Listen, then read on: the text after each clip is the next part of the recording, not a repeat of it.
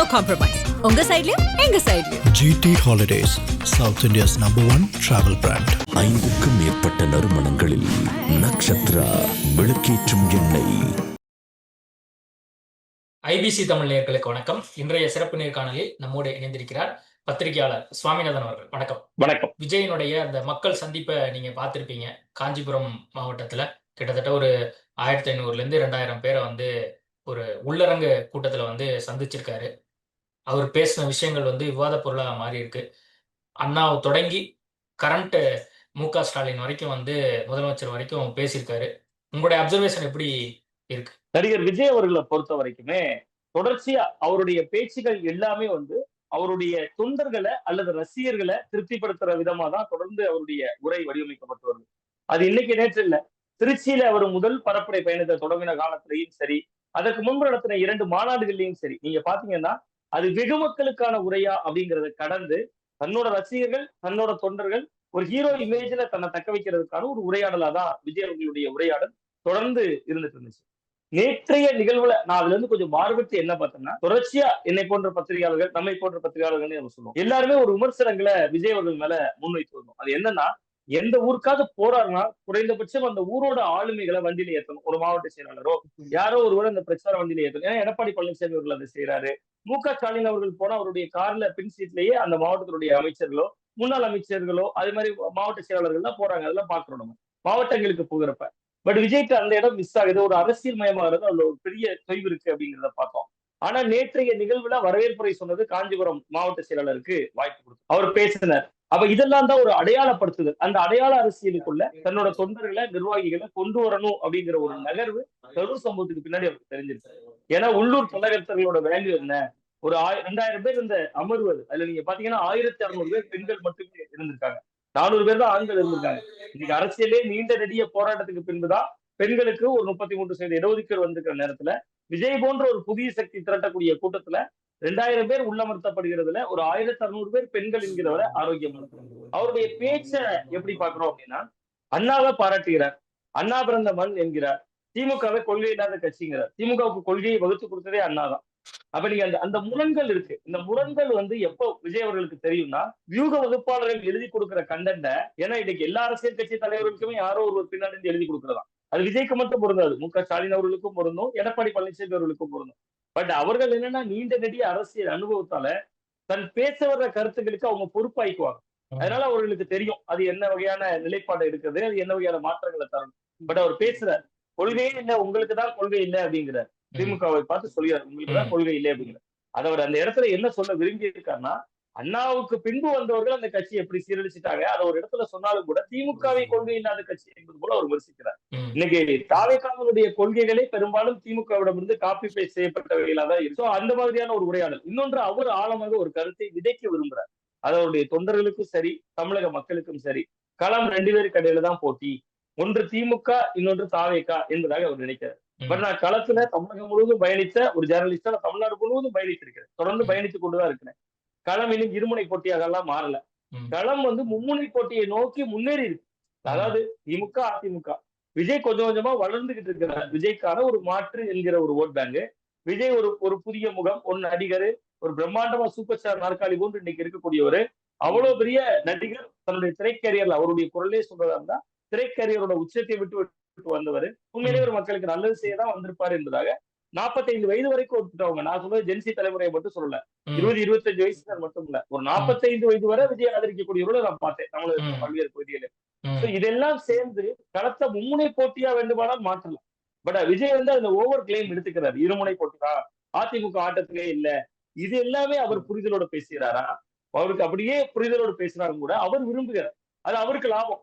நீங்க திமுக ஓட்டு, திமுகக்கு எதிரான ஓட்டு, இதுதான் தமிழக அரசியல் களம்.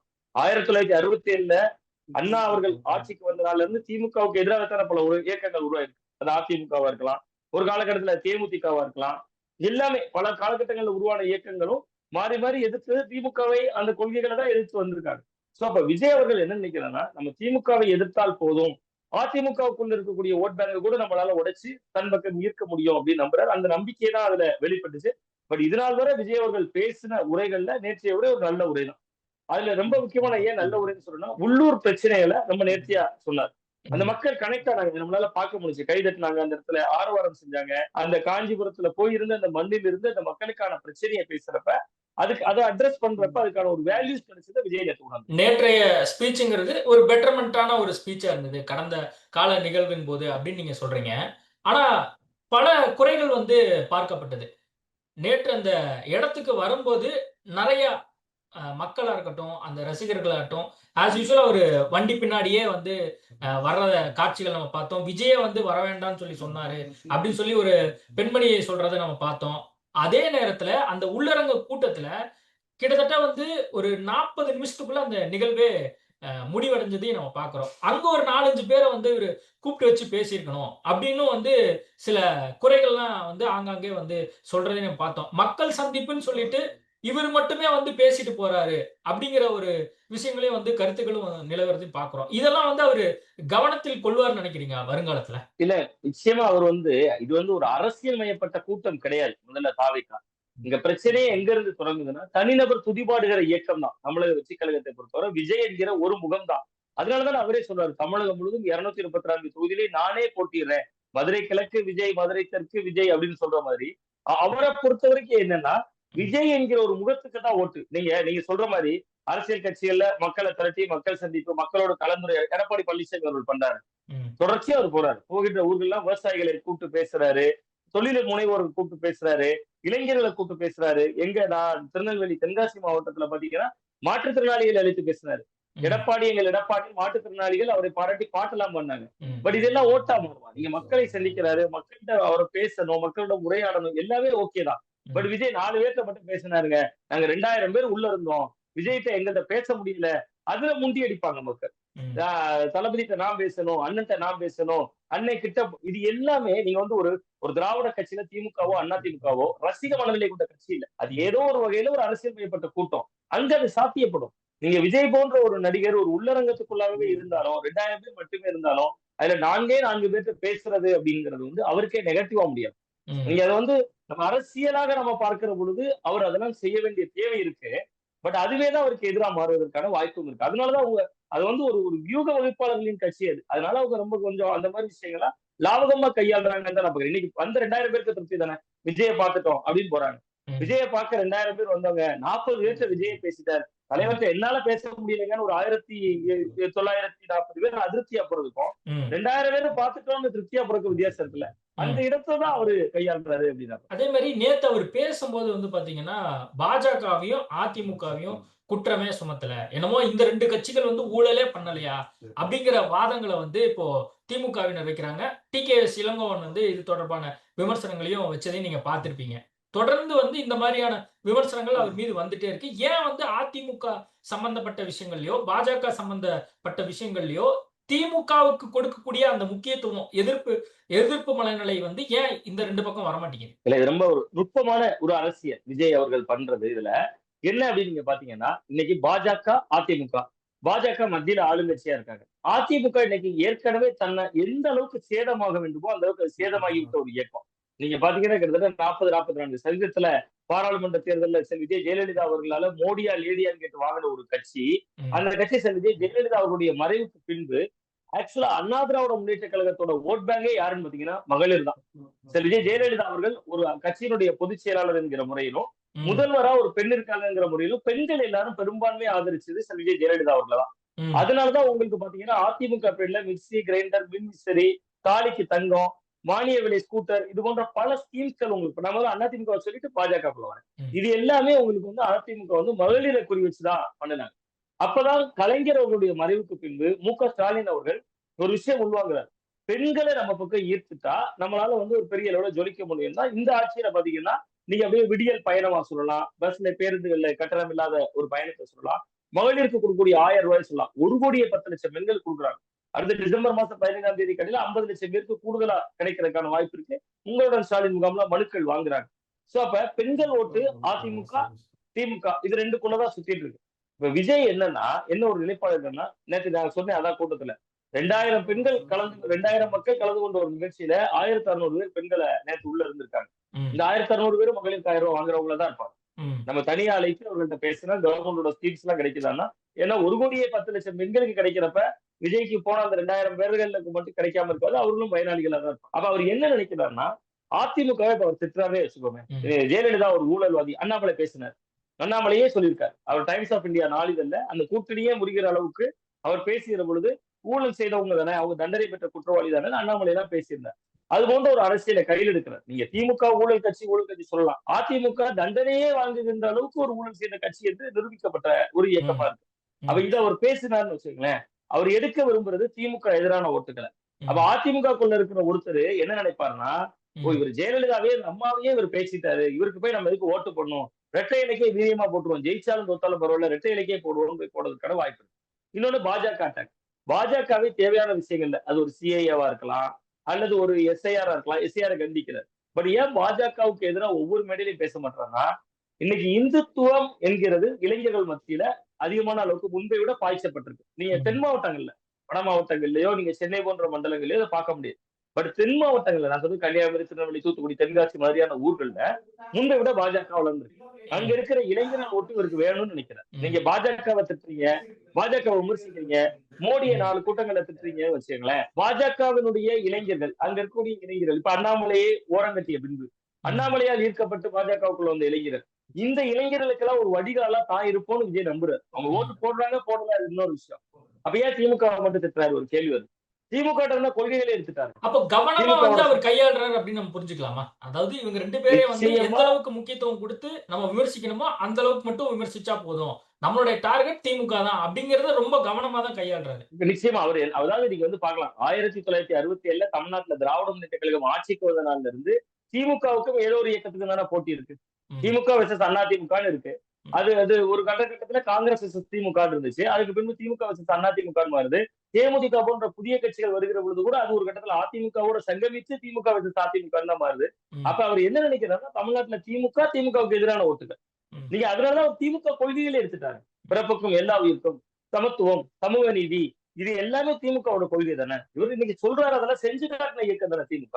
ம். அப்ப நீங்க அந்த கொள்கைகளை எடுக்கிறப்ப அவர் கால்குலேஷன் போடுறாரு விஜய். நீங்க அதிமுகவை திட்டாம இருந்தா அதிமுகவோட நம்மள ஆதரிப்பாங்க, ம். பாஜகவை பெருசா திட்டாம இருந்தா பாஜக இருக்கிற இளைஞர்கள் நம்ம நான் சொல்றது எல்லாமே அவருடைய ரசிகர்களை நினைக்கிறார். எல்லா ம். கட்சியிலும் இருக்காங்க. ம். நீங்க இன்னைக்கு சொல்லலாம் சார், விஜய் 10% எடுப்பாரு, விஜய் ம். 8% எடுப்பாரு, ஏன் 20 எடுப்பாரு சொல்லலாம். ம். இந்த 20 அவர் எங்க இருந்து எடுப்பாரு? ம். புதிய வாக்காளர்கள் ஒரு 5-6% தானே இருப்பாங்க. அப்ப மிச்சம் இருக்கிற 13-14% அவர் எடுக்கணும்னா, அவர் குறைந்தபட்சம் 20% எடுக்கணும்னு தான் நான் சொல்றேன். ஜெயிக்கிறதுக்கு 35க்கு மேல போனோம் அவர் மும்முனை போட்டியில. பட் அவர் ஒரு 20% எடுக்கணும்னா, அவர் அதிமுகல இருந்து ஓட்டு எடுக்கணும். விசிகால இருந்து எடுக்கணும். நீங்க ஏன் அவர் வந்து விசிகாவுக்கு அழைப்பு மேல அழைப்பு விடுத்தாரு. ம். யாருமே அவர் கூட விசிகா போகல. ம். வேங்கவேல் பிரச்சனை இருக்கு, அந்த பிரச்சனைக்கு ஏன் விஜய் பேச மாட்டாரு? ம். இதெல்லாம் இருந்த பிறகு ஏன் நீங்க போய் ஆம்ஸ்டாங் கொலை சம்பவம் இருக்கு, இவ்வளவு சம்பவங்களுக்கு பிறகு நீங்க ஏன் வந்து திமுக கூட்டணியிலே இருக்கீங்கன்னு விசிகாவை ஏன் கேட்க மாட்டாரு? பட்டியல் சமூக இளைஞர்களுடைய ஓட்டு வேணும்னு விஜய் கணக்கு போறாரு. சீமான பதிலே சொல்ல மாட்டாரு. சீமான் எவ்வளவு காட்டமா பேசிட்டாரு ஒரு கட்டத்துல. சீமான பொருட்படுத்தவே இல்லையே விஜய், பதிலே சொல்லலையே. ம். ஏன்னா நாம் தமிழர் கட்சியை மாற்று சக்தி நினைச்சு 8% பேர் ஓட்டு போட்டிருக்காங்க. ம். அந்த ஓட்டு தன் பக்கம் வரணும்னு நினைக்கிறார். நான் ம். சொல்றது எல்லாமே அவருடைய ரசிகர்கள் வெவ்வேறு கட்சிகள் அமைப்புகள்ல இருக்காங்கல்ல, ம். அவங்க கிட்ட ஒரு மென்மையான சாஃப்டான ஒரு தன்மையை உருவாக்குனா அந்த ஓட்டெல்லாம் வரும் அப்படின்னு அவர் கணக்கு போடுறாரு. அதனாலதான் அவர் அதை கையாளுறாரு அப்படின்னு தான் நான் பாக்கிறேன். இப்போ எதிர்க்கட்சிகள் இப்படி சொல்றத நம்ம புரிஞ்சுக்க முடியுது. அதாவது விஜய்க்கு எதிரா இருக்கக்கூடிய மற்ற கட்சிகள் வந்து ஏன் வந்து பாஜகவை திட்ட மாட்டேங்கிறாரு, அதிமுக பத்தி ஏன் பேச மாட்டேங்கிறாரு அப்படிங்கிறது ஓரளவுக்கு நம்மளால புரிஞ்சுக்க முடியும். இப்போ பத்திரிகையாளருமே வந்து பாத்தீங்கன்னா நிறைய பேர் இத சொல்றதையும் நம்ம பாக்குறோம்.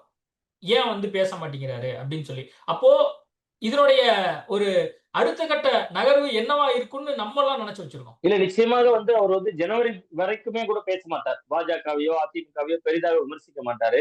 ஒரு கட்டத்துல அவருக்கு எப்பொழுது தனக்கென்று ஒரு வாக்கு வங்கி உருவாகி விட்டது, எந்த கட்சியில் இருப்பவர்களையும் தாண்டி நம் மீதான ஈர்ப்புல, நம்ம கொள்கைகள் மீதான ஈர்ப்புல நமக்குன்னு ஒரு பெரிய ஓட்டுத்திரள் வருதுன்னு அவர் நம்புறாரோ அன்றைக்குதான் விமர்சிப்பார் அந்த மாற்று கட்சிகளை அப்படின்னு நான் பாக்குறேன். அப்படி இல்லையா அதிமுக விமர்சிக்கணும், பாஜக விமர்சிக்கணும். அவர்கள் எல்லாம் விமர்சித்தா இவர்கள் விமர்சிப்பாங்க. இல்ல ஆனா அவர்களும் விமர்சிக்க தைரியமா மாட்டாங்க. விமர்சிக்க தொடங்குவாரா? இப்போ இது நாள் வரைக்கும் திமுக விமர்சனம்ங்கிறது ஓகே. தைரியமா விமர்சிக்கிறதுக்கான ஒரு சூழல் வந்தா அவர் விமர்சிப்பாருன்னு நீங்க நினைக்கிறீங்களா? இதுல நிச்சயமா விஜய் விமர்சிப்பார். ஏன்னா அவர் இன்னைக்கு நேற்று இல்லைங்க. நம்ம வந்து இன்னைக்கு அவர் அரசியல் கட்சி தொடங்கி இருக்கிறார். அவர் வந்து இன்னைக்கு நேற்று இல்ல, கிட்டத்தட்ட மெர்சல் திரைப்படம் வெளியாகின்ற பொழுது அவருடைய அந்த மெர்சல் திரைப்படத்துல ஜிஎஸ்டி பிரச்சனையை மையப்படுத்தி அவர் வைத்திருந்த ஒரு வசனத்திற்காக பாஜகவுடைய மூத்த தலைவர்களில் ஒருவராக இருக்கக்கூடிய ஹெச் ராஜா அவர்கள் ஒரு கடினமான முறையில ஒரு இதுல சொன்னாரு, ஜோசப் விஜய் என்று அவரை அடையாளப்படுத்தினார். ஆனா விஜய் அந்த பதில் அறிக்கையில நீங்க சொன்ன மாதிரிதான், அப்ப பெருசா அவர் பேசல, மீடியாக்கள் முன்னாடி வரல, இப்ப மாதிரிதான் அவரு எதுவுமே செய்யல. ஆனா ஒரு அறிக்கை தான் விட்டாரு. அந்த அறிக்கையினுடைய மேல டாப்ல ஜோசப் விஜய் அந்த அறிக்கை வெளிவந்திருந்துச்சு. விஜய் அவர்கள் வெளியிட்ட அறிக்கையில ஜோசப் விஜய் என்கிற ஒரு வார்த்தை இடம். அது என்ன அர்த்தம்? நீ என்ன ஜோசப் விஜய் சொன்னா நான் ஜோசப் விஜய் தான். அதுவே மத்திய அரசோட அவர் பண்ற ஃபைட் தானே. இப்போ அந்த நேரத்துல அவர் நடித்து கொண்டு தானே இருந்தாரு. சோ அதனாலதான் அவர் பாஜகவின் அபாயத்தை உணர்ந்திருக்கிறாங்க. ஆரம்பத்தில இருந்தே மத ரீதியாக மக்களை வகுப்புவாதமாக ஒரு இதாக பிரிக்கக்கூடிய ஒரு தன்மை கொண்ட கட்சியில் தான் அவர் பாஜகவை அணுகுகிறார். அதனாலதான் அவரை பாஜக நெருங்குவதற்கான வாய்ப்பு இருக்காது. இன்னொன்னு சார், பாஜகவை அவர் விமர்சிக்க பயப்படுறாரு வச்சுக்கோங்க. என்னுடைய கேள்வி, பாஜகவை அவர் விமர்சிக்க பயப்படுறாரு. சிபிஐ என்கொயரி இருக்கு. சிபிஐ காட்டி பாஜக அவரை பயமுடுத்துது, விஜயை நீர்த்து போக செஞ்சிருது. அது பாஜகவுக்கு என்ன லாபம்? திமுக 22 நாடாளுமன்ற உறுப்பினர்களை மக்களவையில வச்சிருக்கு, மாநிலங்களவையிலையும் வலுவா இருக்காங்க. இந்தியா கூட்டணியுடைய முகமாகவும் முகவரியாகவும் இன்னைக்கு முதல்வர் மு க ஸ்டாலின் அவர்கள் இருக்காங்க. அப்ப விஜயை பலவீனப்படுத்தி திமுகவை இன்னும் வலுவாக்குறதுக்கு பாஜக வருவாங்க. அதனால விஜய் அவர்களுக்கு ஒரு மென்போக்க தான் கையாளுவாங்க. நீங்க இன்னொன்னு பாத்தீங்கன்னா, விஜய் என்பது தமிழ்நாட்டு அரசியலோடு மட்டும் தொடர்புடைய ஒரு ஐக்கான் இல்ல.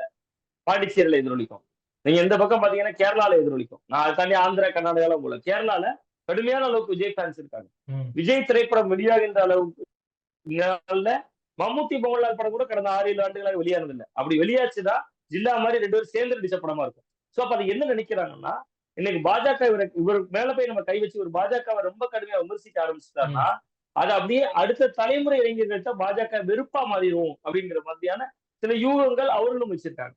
சோ அதனால விஜய் இந்த தேர்தலை கத்துக்கதான் போறாரு. அவரால் கூடி போடா மும்முனை போட்டியை நோக்கி தான் நகர்த்த முடியும். அவர் சொல்வதை போல அதே நேரத்தில் இருமுனை போட்டி என்பது உடன்பாடு. திமுகவை சேர்ந்தவங்க ஆங்காங்கே வந்து விமர்சனங்கள் விஜய் சம்பந்தமா கொடுக்கறதையும் நம்ம பாக்குறோம். ஜெகத் ரட்சகன் வந்து பாவம், அவர்லாம் சின்ன குழந்தை, அவருக்கெல்லாம் எதுவும் தெரியாது, அவர்தெல்லாம் வந்து பெருசா கண்டுகொள்ளவே கூடாது அப்படின்னு சொல்றாரு. இதை நீங்க எப்படி பாக்குறீங்க? திமுக இவரை எப்படி கையாளுதுன்னு நினைக்கிறீங்க? இல்ல, திமுக வந்து சரியான அணுகுமுறையாத்தான் கையாளுதுன்னு நினைக்கிறேன். ஏன்னா நீங்க வந்து அவங்க கண்டுக்கொள்ளவே கூடாதுன்னு சொல்லிட்டு அறிவு திருவிழாவை போய் விமர்சிக்கிறாங்கல்ல. முதல்வரும் பேசுறாரு, துணை முதல்வர் அவர்களும் சொல்றாரு, அவர்களை தற்குறிகள் என்கிற ஒரு வார்த்தையை சொல்லாதீங்க, நம்ம தான் இந்த தலைமுறையிட்ட உரையாட தவறிட்டோம்னு ஒரு சட்டமன்ற உறுப்பினரே பேசுகிறாரு. சோ திமுக சரியான முறையில அணுகுறாங்க, அதிமுக தான் பலவீனமா இருக்காங்க. அவரு போய் எம்ஜிஆர் ரைஸ் எடுத்துக்கிறார், எம்ஜிஆர் பாட்டை பாடுறாரு. நேற்று காஞ்சிபுரத்துக்கு போகணும்னு, தம்பி நான் பிறந்தேன் காஞ்சியில, நேற்று அதை நான் உனக்கு சொல்லட்டுமா இன்றுங்கிற அந்த எம்ஜிஆர் வந்து அண்ணாவை புகழ்ந்து வரக்கூடிய வார்த்தை அது. அந்த பாடல்ல இருந்து மேற்கோள் எடுத்து அவர் காட்டுறாரு. அப்படி காட்டுற பொழுது அந்த அண்ணாவினுடைய படத்தை அந்த கட்சியினுடைய கொடியிலேயே வைத்திருக்கக்கூடிய அண்ணா திராவிட முன்னேற்ற கழகம் எம்ஜிஆர் பேரை இவர் மீண்டும் மீண்டும் சொல்கிற பொழுது, தன்னை ஒரு எம்ஜிஆராக அவர் நிலைநிறுத்திக் கொள்கிற முயல்கிற பொழுது அது வேடிக்கை மட்டுமே பாக்குது அதிமுக. இது அதிமுக தான் பலவீனம். இல்ல, ஜெயக்குமார் பதில கொடுத்திருக்காரு. அவர் என்ன சொல்றாரு, எம்ஜிஆர வந்து தவிர்க்காம அரசியல் பண்ண முடியாது, விஜய் வந்து அப்படி பேசுறாருன்னா நல்ல விஷயம் தானே அப்படின்னு சொல்லி ஈஸியா கடந்து போறாங்க. ரொம்ப அருமையான பதில் சொல்லிருக்காரு ஜெயக்குமார். எம்ஜிஆரை பயன்படுத்தாமல் அரசியலே செய்ய முடியாது. நீங்க ஏன் ஓபிஎஸ் பயன்படுத்த தலைவருங்கிறீங்க? ஏன் செங்கோட்டையன் பயன்படுத்தக்கூடாதுங்கிறீங்க? ஏன் டிடிவி தினகரன் அம்மா படத்தையும் எம்ஜிஆர் படத்தையும் பயன்படுத்துற தலைவாங்கிறீங்க? அது ஒரு சந்தர்ப்பாத அரசியலுக்கான உரைன்னு தான் நான் பாக்குறேன். இது அல்ல, ஜெயலலிதா அவர்களுடைய காலத்துல எம்ஜிஆருடைய பெயரை விஜயகாந்த் அவர்கள் பயன்படுத்தும் போது எவ்வளவு நடந்துச்சு. நான் கடைக்கோடி கன்னியாகுமரியில இருக்கேன். எங்க ஊர்ல நாகர்கோவில்ல வடசேரிங்கிற பகுதியில ஒரு எம்ஜிஆர் சிலை இருக்கு. அந்த எம்ஜிஆர் சிலைக்கு மாலை போட போகும்போதே அதிமுகவும் தேமுதிகவும் சண்டை போடுவாங்க, கூட்டணிக்குள்ள இல்லாதப்ப. நீங்க எப்படி மாலை போட வரலாம்னு கேட்பாங்க. அந்த அளவுக்கு அரசியல் பண்ணுவாங்க. பட் இது வந்து ஒரு அட்ஜஸ்ட்மெண்ட் பாலிடிக்ஸ். அவர் கூட்டணிக்கு வந்துட மாட்டாரா அப்படின்னு அதிமுகவும் நம்புது. இவர் அவர்களை நம்ப வைத்தே கடைசி நேரத்தில் இந்த கழுத்தறுப்பது போல அவர்களை நம்ப வைத்து அப்படியே ஒரு அமைதிப்படுத்தி வைத்திருக்கிறார். அது வந்து அதிமுகவுக்கு தான் பலவீனம். இன்னொன்னு திமுகவுக்கு லாபம். நீங்க விஜய் அவர்கள் பேசுவது விமர்சிப்பது எல்லாமே திமுகவுக்கு லாபம். அவரை எதிரியா அட்ரஸ் பண்றாங்கல்ல. அப்ப திமுகவுக்கு எதிராக யாரெல்லாம் களத்துல இருப்பாங்க 4 முனை போட்டின்னு பாத்தீங்கன்னா, திமுகவுக்கு எதிராக அதிமுக, தமிழக வெற்றிக் கழகம், நாம் தமிழர், சீமான், ஆளுங்கட்சி எதிர்ப்போட்டுகள் சிதறடிக்கப்படும். அப்ப இது திமுகவுக்கு இயல்பாகவே லாபம். அதனால அவர்கள் விஜயை நல்லா அட்ரஸ் பண்ணுவாங்க. விஜய் ஒரு எதிரியா அவர்கள் உருவகப்படுத்துக்குவாங்க, எல்லாமே பண்ணுவாங்க திமுகவுக்கு அதுக்குள்ள லாபம் இருக்கு அப்படின்னு தான் நம்ம. நேத்து அவர் பேசும்போது முக்கியமான வார்த்தையை பயன்படுத்தினாரு. எங்களுடைய விஷன் என்ன, எதை நோக்கி நாங்க வந்து பயணிக்க போறோம், ஒரு தேர்தல் வாக்குறுதியா சில சாம்பிள் சொல்றேன் அப்படின்னு சொல்லிட்டு, வீட்டுக்கு ஒரு ஸ்கூட்டரு, வீட்டுக்கு வந்து ஒரு காருங்கிறது லட்சியம், எல்லாரும் வந்து டிகிரி படிக்கணும் அப்படிங்கிற மாதிரியான சில விஷயங்கள்லாம் வந்து சொல்லியிருந்தாரு. எதை நோக்கி நாங்க பயணிக்க போறோம் அப்படிங்கிற ஒரு சின்ன ஒரு சாம்பிள், அதை வந்து விரிவா நாங்க வரக்கூடிய நாட்கள்ல தேர்தல் அறிக்கையா நாங்க கொடுக்குறோம் அப்படின்னு சொல்லியிருந்தாரு. இதை எப்படி புரிஞ்சுக்கிறது? இல்ல இது வந்து ஒரு தமிழகத்திலே ஏற்கனவே பல்வேறு நலத்திட்டங்கள் திராவிட முன்னேற்ற கழகம், அண்ணா திராவிட முன்னேற்ற கழகம் இருவரும் திராவிட கட்சிகள் காலத்திலே நிறைவேற்றப்பட்ட திட்டங்கள். இந்த எந்த திட்டத்திலையுமே விஜய் முதல்ல பயனாளியா இல்ல. அவருக்கு அந்த திட்டங்கள் இருக்கு அப்படின்னு தெரியல. அனைவருக்கும் வீடு கட்டும் திட்டம் அப்படிங்கிறது ஏற்கனவே கலைஞரின் கனவு இல்லம் அப்படிங்கிற பேர்ல தமிழ்நாடு அரசு செயல்படுத்துது. முந்தைய அதிமுக ஆட்சியிலே அது பசுமை வீடுகள் திட்டம்ங்கிற பேர்ல இருந்துச்சு. பாரத பிரதமர் நரேந்திர மோடியோட பிரதமர் வீடு கட்டும் திட்டமும் இருக்கு இந்தியால. பிரதம மந்திரி வீடு ஆவாஸ் யோஜனா அந்த திட்டம். ஆவாஸ் யோஜனா அந்த திட்டம் இருக்கு. நீங்க கேட்ட மாதிரி பைக் அடுத்ததான் வீட்டுக்கு ஒரு மோட்டார் சைக்கிள் அப்படிங்கிறது செல்வி ஜெயலலிதா அவர்களுடைய பேரிலே வேலைக்கு செல்லும் பெண்களுக்கு மானிய விலை ஸ்கூட்டர்னு ஒரு ஸ்கீமை கொண்டு வந்துட்டாங்க. முதல் தலைமுறை பட்டதாரிகளுக்கு கல்லூரியிலே இப்ப பீஸே கிடையாது. இது எதுவுமே விஜய் அவர்களுக்கு தெரியுமா என்பதே எனக்கு தெரியல. அதுதான் பிரச்சனை இங்க. அவருக்கு தெரியாதது இல்லை, அவருக்கு வியூகம் வகுத்து கொடுப்பவர்களுக்கு தெரியல தமிழ்நாட்டு மக்களுக்கு என்ன தேவை. இது வந்து நீங்க ஒரு பீகார்ல போய் சொல்லலாம். பீகார் மாதிரியான மாநிலத்துல நான் முதல் தலைமுறை பட்டதாரிக்கு அது தரேன், உனக்கு வீட்டுக்கு ஒரு பைக் தரேன், எல்லாருக்கும் வீடு தரேன். நம்ம இந்தியாவுல தமிழ்நாடு இன்னைக்கு பொருளாதார குறியீடுல ஒரு முன்னோக்கிய மாநிலமா இருக்கு. அப்ப நமக்கு தேவை என்ன என்பதை உணர்ந்து அவர் பேசுறது. இன்னொன்று, அவர் ஒரு மாற்று இல்லையோங்கிற எண்ணத்தை தந்துரும் இது உங்களுக்கு. நீங்க அதிமுக சொன்ன விஷயங்களை தானே சொல்றாரு. நீங்க பெண்கள் பாதுகாப்பு அது மட்டும்தான் முக்கியம், அதை பேசுங்க. நீங்க சட்டம் ஒழுங்கு பேசுங்க. கடந்த 45 நாட்கள்ல பாலியல் வன்கொடுமை செய்து 3 காவலர்கள் பணி நீக்கம் செய்யப்பட்டிருக்காங்க. திருவண்ணாமலையில 2 பேரு, திண்டிவனத்துல ஒருத்தர். சட்டம் ஒழுங்கை கையில வச்சிருக்கிறது யாரு? முதல்வர் அவர்கள். இப்படி கேள்வி கேட்கணும். அதுதான் ஒரு எதிர்கட்சி அரசியலுக்கு அழகு. மக்களை வந்து மிகைப்படுத்தி ஒரு கவர்ச்சி அரசியல் இது. கவர்ச்சிகரமா நான் வந்து உங்களுக்கு அதை செஞ்சிருவேன், இதை செஞ்சிருவேன். விஜயகாந்த் அவர்கள் பேசுவார், முன்னாடி பேசுகிற போது சொல்றாரு, நான் வந்தா மின்சார கட்டணத்தை குறைப்பேன். எப்படி குறைப்பீங்க? இப்பவே நான் சொன்னா காப்பி அடிச்சுருவாங்க எல்லாரும், அதை நான் ஜெயிச்ச பிறகுதான் சொல்லுவேன் அப்படிம்பாரு. அவரிடம் இருந்த அந்த கிளாரிட்டி கூட இவர்கிட்ட இல்ல. இது எல்லாமே வந்து ஒரு பின்னடைவு. ஆனா என்னன்னா ஒரு ஒரு ஒரு நாயக பிம்பம் இருக்கு, ஒரு கவர்ச்சி இருக்கு. மக்கள் அதனால தன்னெழுச்சியா ஓட்டு போடுவாங்க. அவர் வெளியில் வந்தாலும் வராட்டாலும் அவர் குறிப்பிட்ட சதவீதம் ஓட்டு வாங்குவார். இதைத்தான் நான் தொடர்ச்சியா பேசுறேன். விஜய் அவர்கள் வெளியிலே வராவிட்டாலும் கூட ஒரு குறிப்பிட்ட ஓட்டை அவர் எடுப்பார். அடுத்து இதே மாதிரி மற்ற மாவட்டங்களுக்கும் வந்து பயணம் போறாரு. இதே மாதிரி இண்டோர் மீட்டிங்ல நிறைய பேரை சந்திக்க போறாரு. 1500 பேர் 2000 பேரை வச்சு சந்திக்க போறாரு அப்படின்னு ஒரு செய்தியும் வந்துட்டு இருக்கு. இந்த மாதிரி வந்து அவர் நேரடியா மக்களை சந்திக்காம ஒரு உள்ளரங்க கூட்டம் அல்லது பனையூர் ஆபீஸ் அல்லது அங்க ஒரு குறிப்பிட்ட இடத்துல மட்டுமே சந்திப்புங்கிறது இது மக்கள் சந்திப்புன்னு அப்புறம் நம்ம சொல்லலாமா? இல்ல, மக்கள் சந்திப்பு என்பதே முதல்ல எதிர்பாராத மக்களை சந்திக்கிறது. நீங்க QR கோடு கொடுத்து இந்தெந்த மக்கள் வருவாங்க என்பதை நாம் திட்டமிட்டு நம்ம சந்திக்கிற சந்திப்பே மக்கள் சந்திப்பு என்பதே கிடையாது. அது சும்மா ஒரு ஒரு மக்கள் மகிழ்விப்பு சந்திப்புன்னு கூட நம்ம சொல்லிக்கலாம். இது வந்து ஆன பின்பும் என்னன்னா ஒரு 2000 பேர் அப்படின்னு நம்ம பார்த்தோம்னா அந்த 2000 குடும்பம், அந்த 2000 குடும்பத்துக்கிட்ட போய் நான் விஜய் பார்த்துட்டு வந்தேன்னு சொல்லுவாங்க. ஒரு 2 நாள் அந்த ஊர்ல பேசு பொருளா இருக்கும். பட் அதை தாண்டி மக்கள் சந்திப்பு என்பது வேற ஒன்று. அவர் உண்மையிலேயே போய் களத்துக்கு போறது, விவசாயிகள் பிரச்சனையை நீங்க எதிர்கட்சியாக திராவிட முன்னேற்ற கழகம் இருந்த போது ஒரு வயலுக்குள்ள போவார். திடீர்னு பார்த்தா MK ஸ்டாலின் அவர்கள் ஒரு டீ குடிச்சிட்டு போற ஒரு சாலையோ ஒரு டீ கடையில. இது எல்லாமே ஓட்ட அவசியம் மாறும். உங்களுக்கு உண்மையிலே களத்தை காட்டும். உங்களுக்கு ஒவ்வொரு மக்களோட பிரச்சனையும் அட்ரஸ் பண்ண தெரியணும். விவசாயியை பார்த்தா விவசாயிக்கான பிரச்சனை தெரியணும். நெல்லு முளைச்சிருச்சான்னு கேட்கணும். நீங்க 2000 பேரை 1200 மகளிரையும் 400 ஆண்களையும் உங்க கட்சிக்காரங்களே வச்சு பாக்குறது இல்ல.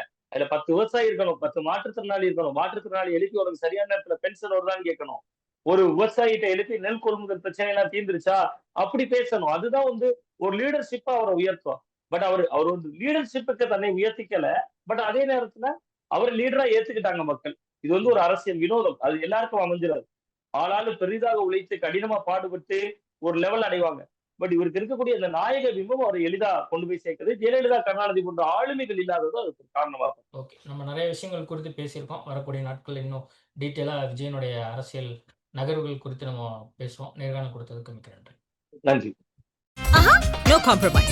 உங்க சைடுலயும் எங்க சைடுலயும். GT Holidays, South India's #1 travel brand. 5க்கும் மேற்பட்ட நறுமணங்களில் நக்ஷத்ரா விளக்கேற்றும் எண்ணெய்.